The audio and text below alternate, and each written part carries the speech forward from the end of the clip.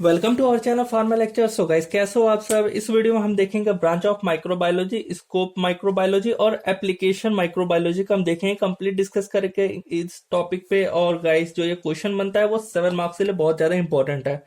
So previous year भी ये question पूछा गया है, लास्ट 2 इयर्स में ये क्वेश्चन मेंशन है। तो गाइस, मैंने इस टॉपिक पे वीडियो बनाई जिससे आपको कंप्लीट मार्क्स मिले, और बहुत ही सिंपल वे में मैंने बनाया है।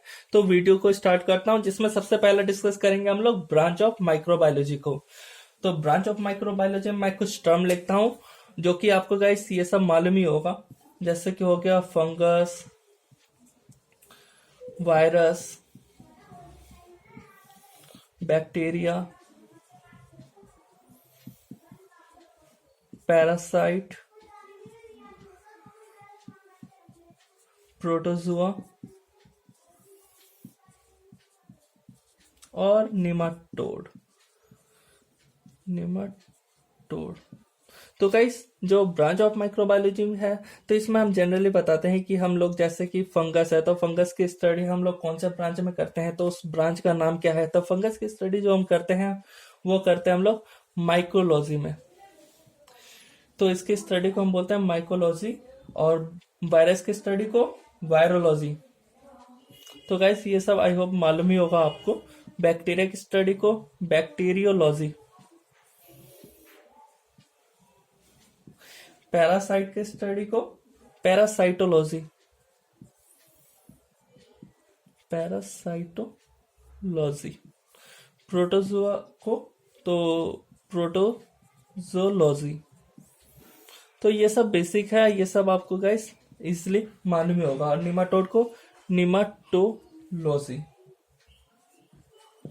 तो ये हो गया ब्रांच ऑफ माइक्रोबायोलॉजी। अब हम देखेंगे गाइस स्कोप। तो स्कोप जो माइक्रोबायोलॉजी का है वो कहाँ कहाँ पे, तो हम लोग देख लेते हैं उसके बारे में। सबसे पहले मैं ऊपर टॉपिक डाल देता हूँ, जो है वो है स्कोप ऑफ माइक्रोबायोलॉजी।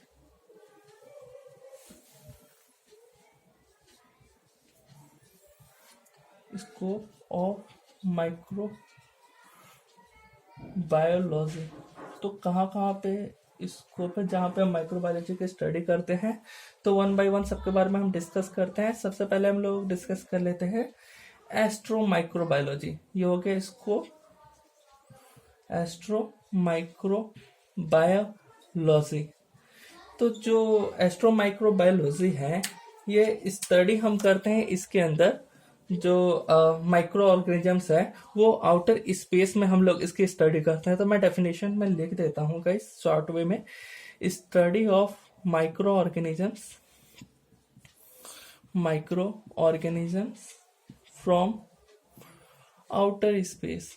गाइस, ये सब आपको, ये सारे जितने भी पॉइंट मैं बता रहा हूँ, ये सारे पॉइंट आपको लिखने हैं। और सेकंड है इवोल्यूशनरी माइक्रोबायोलॉजी, माइक्रोबायोलॉजी। तो जो इवोल्यूशनरी माइक्रोबायोलॉजी है, इसके अंदर जो हम स्टडी करते हैं माइक्रो ऑर्गेनिजम्स को, तो वहां पे हम लोग मतलब कि स्टार्टिंग से देखते हैं, जब से उसका ग्रो होता है, वो इवॉल्व होता है, तब से हम लोग उसको पूरा स्टडी करते हैं अच्छे से। तो इसके अंदर हम देखते हैं हाउ माइक्रो ऑर्गेनिजम्स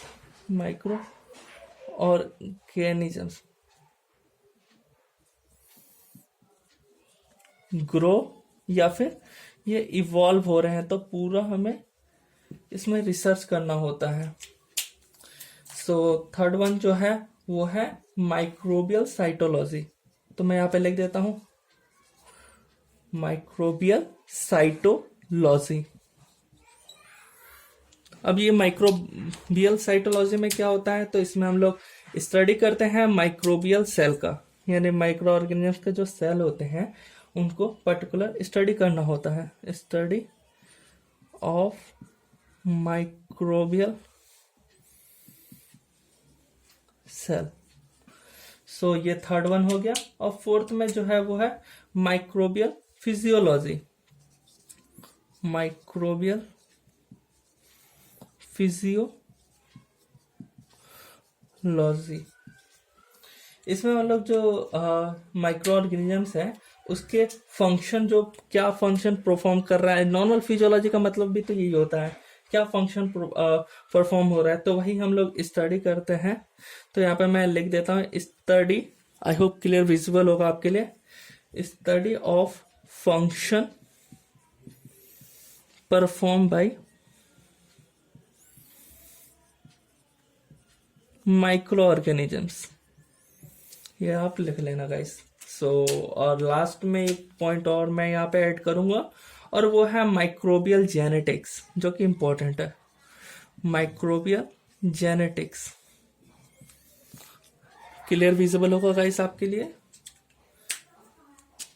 इसमें जो माइक्रोबियल जेनेटिक्स है, जेनेटिक्स आप समझ रहे हो गाइस कि लाइक जनरेशन टू जनरेशन, तो हम इसमें माइक्रो ऑर्गेनिजम्स की स्टडी करते हैं जनरेशन बाय जनरेशन। तो वही यहाँ पे लिख देता हूँ, study of micro organisms, micro organisms generation to generation. तो ये गाइस ये सब हो गए स्कोप में। तो ये सब मैंने आपको बता दिया स्कोप के अंदर क्या क्या ब्रांचेस में डिवाइडेड है, तो वो सब मैंने आपको गाइस यहाँ पे शो कर दिया है। अब बात करते हैं हम लोग एप्लीकेशन, और उस एप्लीकेशन के अंदर हम लोग इंपॉर्टेंस देखेंगे माइक्रोबायोलॉजी का। तो कहाँ कहाँ पे एप्लीकेशन बेस है माइक्रोबायोलॉजी का, वो देख लेते हैं। सो टॉपिक पहले मैं डालूंगा यहाँ पे, एप्लीकेशन ऑफ माइक्रोबायोलॉजी।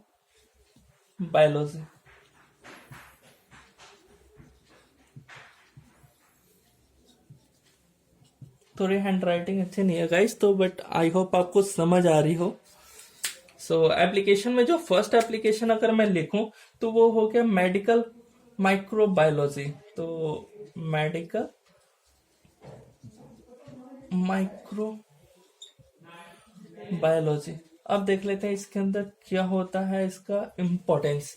तो जो माइक्रोब्स होते हैं गाइस, उसको हम यूज करते हैं मेडिकल माइक्रोबायोलॉजी, यानी मेडिकल के अंदर क्या यूजेस होता है गाइस, आपको भी मालूम है, एंटीबायोटिक्स हो गया, तो ये सब प्रोड्यूस करवाते हैं हम लोग माइक्रोब से। तो मैं यहाँ पे लिख देता हूं, microbes are used to produce antibiotics,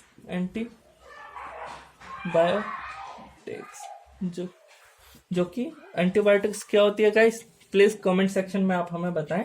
और इसके एग्जांपल की अगर बात करो तो आपको भी गाइस मालूम है, पेनिसिलिन, जो कि हमारा फर्स्ट एंटीबायोटिक है, और इनको किसने सर्च किया, तो अलेक्जेंडर फ्लेमिंग। और देखें मेडिकल माइक्रोबायोलॉजी के अंदर तो जो बैक्टीरिया होते हैं वो सिंथेसिस करते हैं विटामिन, जो कि हमारे बॉडी के लिए बहुत ज्यादा जरूरत है। तो सेकंड पॉइंट हम लिख सकते हैं, बैक्टीरिया ऑल्सो सिंथेसिस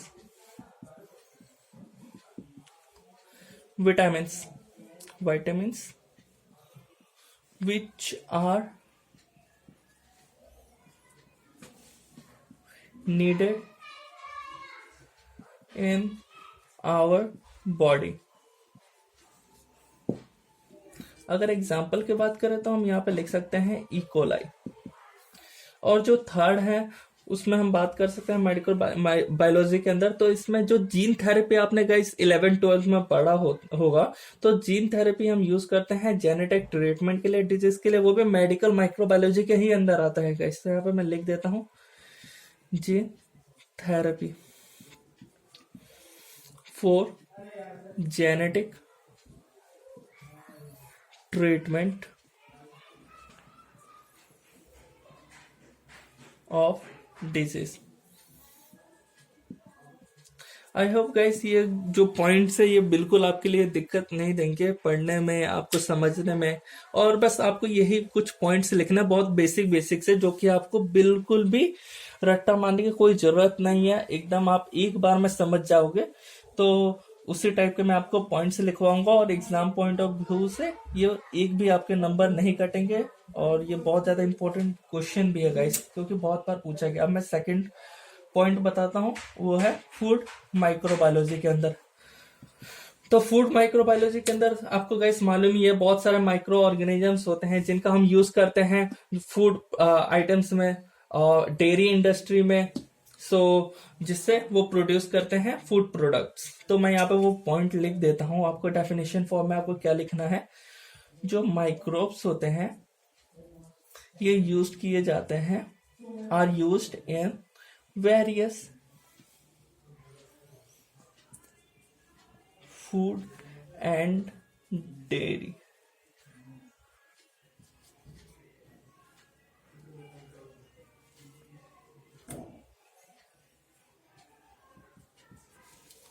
इंडस्ट्री में जिससे ये प्रोड्यूस करे बहुत सारे यानी वेरियस फूड आइटम्स या प्रोडक्ट, कुछ भी लिख लो। सो अगर हम एग्जाम्पल की बात करें तो एग्जाम्पल में हम बोल सकते हैं बियर, बहुत कॉमन एग्जाम्पल है, आपको भी गाइस मालूम है। वाइन, अल्कोहल, ब्रेड और चीज। सो ये तो हो गया सेकंड पॉइंट। ये भी आपको गाइस कुछ भी इसमें रट्टा मारने की कोई जरूरत नहीं है, एकदम इजीली आप एक पॉइंट में ही समझ गए होंगे अच्छे से। अब हम बात करते हैं मेडिकल कह रहा हूँ एप्लीकेशन में। थर्ड वन बात करें तो vaccine and immunology. Vaccine and immunology, तो इसके अंदर क्या इसका इंपॉर्टेंस है वो देख लेते हैं। तो जो वैक्सीन है ये क्या करता है, एक्टिवेट करता है इम्यून सिस्टम को, ये भी हमें मालूम है गाइस। और जो वैक्सीन है उसको मतलब कि बहुत सारे साइंटिस्टों ने पहले खोजा था, जैसे कि पाश्चर हो गए, लुइस पाश्चर आपको गाइस मालूम है, उन्होंने डेवलप किया था वैक्सीन अगेंस्ट रेबिस डिजीज। और एडवर्ड जेनर है, इन्होंने इनोकुलेट किया था पीपल में काउपॉक्स, जिससे वो मतलब कि प्रोटेक्ट कर पाए स्मॉल पॉक्स को। स्मॉल पॉक्स उस टाइम पे बहुत बड़ी डिजीज थी। तो गाइस ये सब हमें पॉइंट्स लिखने होंगे जिसकी वजह से हमें समझ आए कि कितना ज्यादा इंपॉर्टेंस है इनका हमारे माइक्रोबायोलॉजी में। तो सबसे पहले मैं लिख देता हूं यहाँ पे, जो वैक्सीन होता है ये एक्टिवेट करता है इम्यून सिस्टम। और इम्यून सिस्टम गाइस आपको मालूम है डिजीज को क्योर करता है, किल कर देते हैं। रिस्पॉन्स जितना जल्दी एक्टिवेट होगा उतना जल्दी हम ठीक होंगे बीमारी से। और जो एडवर्ड जेनर है, एडवर्ड जेनर इन्होंने मतलब कि लोगों के अंदर इनोकुलेट किया था, इनोक्यूलेट वैक्सीन का। कौन से वैक्सीन का इनोकुलेट किया था, तो इन्होंने काउपॉक्स को किया था, जिससे ये प्रोटेक्ट करता है अगेंस्ट स्मॉल पॉक्स, जो कि बहुत बड़ी डिजीज थी पहले टाइम में, अब तो नहीं देखने को मिलता उतना। और पाश्चर ने भी डेवलप किया था वैक्सीन, ये क्यों पीछे रहेंगे, इन्होंने तो बहुत कुछ डेवलप किया है। तो इन्होंने डेवलप किया रेबिस वैक्सीन को। सो ये हो गए 3 पॉइंट्स। और भी मैं कुछ पॉइंट्स आपको गाइस लिखवा देता हूं, पहले इसको मैं रफ कर देता हूं। सो आगे हम कौन कौन से पॉइंट्स पढ़ेंगे, तो एक पॉइंट हम पढ़ लेंगे इंडस्ट्री से रिलेटेड, यानी इंडस्ट्रियल माइक्रोबायोलॉजी। तो वो हो जाएगा हमारा फोर्थ। तो यहाँ पे मैं फोर्थ लिख देता हूँ और टॉपिक डाल देता हूँ इंडस्ट्रियल माइक्रोबायोलॉजी। तो इंडस्ट्रियल माइक्रोबायोलॉजी में हमें गैस मालूम है हम लोग क्या यूज करते हैं, तो बायोटेक को यूज करते ही है, बायोटेक्नोलॉजी लिख देता हूँ यहाँ पे, इसका हम यूज करते हैं इसके अंदर। सो माइक्रोब्स को हम क्या करते हैं, इसमें प्रोडक्शन करवाते हैं, मतलब माइक्रोब्स जो होते हैं इसका यूज करते हैं एज अ इकोनॉमिक और इंडस्ट्रियल पर्पस। किस लिए, तो इनकम सोर्स के लिए, हमारे पास ज्यादा इनकम हो। तो वही मैं यहाँ पे पॉइंट से लिख देता हूँ जिससे आप अच्छे से समझ पाए। Microbes are used in economic and industrial purpose as a source for income। तो बायोटेक के बारे में तो गाइस आपको बहुत कुछ मालूम ही होगा, तो मैं और ज़्यादा नहीं बताना चाहूँगा इसके बारे में डिस्कस। और नेक्स्ट पॉइंट हम देख लेते हैं, एग्रीकल्चर माइक्रोबायोलॉजी। माइक्रोबायोलॉजी, अगर गाइस ये क्वेश्चन अगर 5 मार्क्स में है तो बस आप 5 पॉइंट ही लिख करके छोड़ सकते हो, कुछ पॉइंट्स कम कर सकते हो, बट 7 मार्क्स में तो आपको कंप्लीट लिखना होगा और सारे पॉइंट्स कंप्लीट लिखने होंगे। जिस टॉपिक जिस पॉइंट्स के अंदर मैंने अंदर सब पॉइंट्स लिखवाए वो भी आपको कंप्लीट लिखने होंगे। तो इसके अंदर हम लोग जेनेटिक इंजीनियरिंग का यूज करते हैं। तो जेनेटिक इंजीनियरिंग गाइस आपने पढ़ा होगा 11th-12th में, बहुत ज्यादा ही पढ़ा होगा अच्छे से। जेनेटिक इंजीनियरिंग क्या होता है, इसके अंदर हम क्या करते हैं, एवरीथिंग आपको गाइस बहुत अच्छे से मालूम होता है। और हम इसका यूज करते हैं, किस पे यूज करते हैं हम लोग, प्लांट्स, एनिमल पे, जिसकी वजह से हमें मतलब कि ज्यादा प्रोडक्शन हो, जो भी हमारे बेनिफिट के लिए हो। तो जेनेटिक इंजीनियरिंग में पॉइंट पूरा अच्छे से लिख के आपको समझा देता हूँ। जेनेटिक इंजीनियरिंग हम यूज करते हैं, it's used for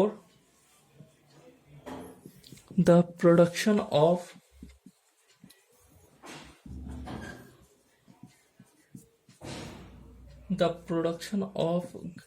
ट्रांसजेनिक, जो प्लांट्स होते हैं और एनिमल्स, प्लांट्स एंड एनिमल्स। तो गाइस आपको भी मालूम होगा गाइस, जैसे कि आपने पढ़ा भी होगा शुगर केन का एग्जांपल। सो जेनेटिक इंजीनियरिंग करके उसको मतलब मॉडिफाई करा गया था, जिसकी वजह से उसका टेस्ट और जो क्वांटिटी है वो भी इंक्रीज हुआ। तो ऐसे ये सब बेसिक टर्म है, ये सब गैस आपको मालूम होगी, तो उतना ज्यादा डिस्कस हम नहीं करेंगे। और कुछ पॉइंट्स की और बात करूं तो एक और मैं यहाँ पे लिखवा देता हूं, जो कि है इकोलॉजिकल एंड एनवायरमेंटल।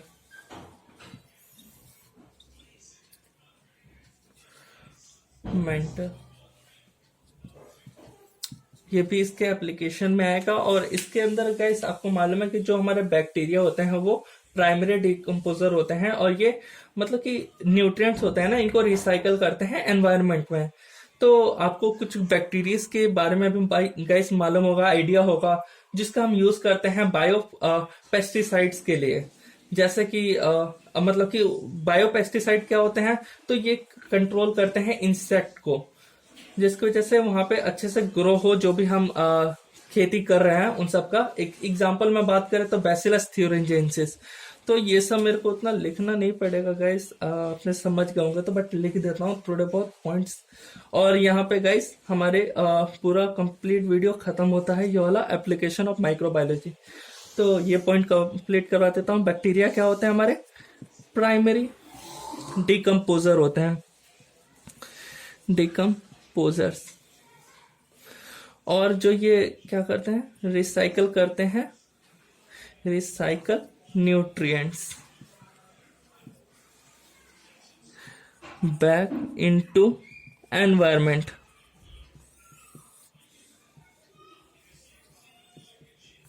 और जो कुछ बैक्टीरिया होते हैं जो कि इनका हम यूज करते हैं as bio pesticides to control, नहीं दिख रहा गाइस, यहीं पे लिख देता हूं, टू कंट्रोल, दिख रहा है गाइस, क्या कंट्रोल कर सकते हैं हम लोग, तो इंसेक्ट्स को, जो भी डिस्ट्रॉय करते हैं इंसेक्ट्स, बस ये लिख सकते हैं हम लोग। सो वीडियो होती है यहाँ पे कंप्लीट। और गाइस आई होप आपको वीडियो अच्छी लगी हो, लाइक सब्सक्राइब करना ना भूले और दोस्तों के साथ शेयर करना ना भूले। So thanks for watching our video.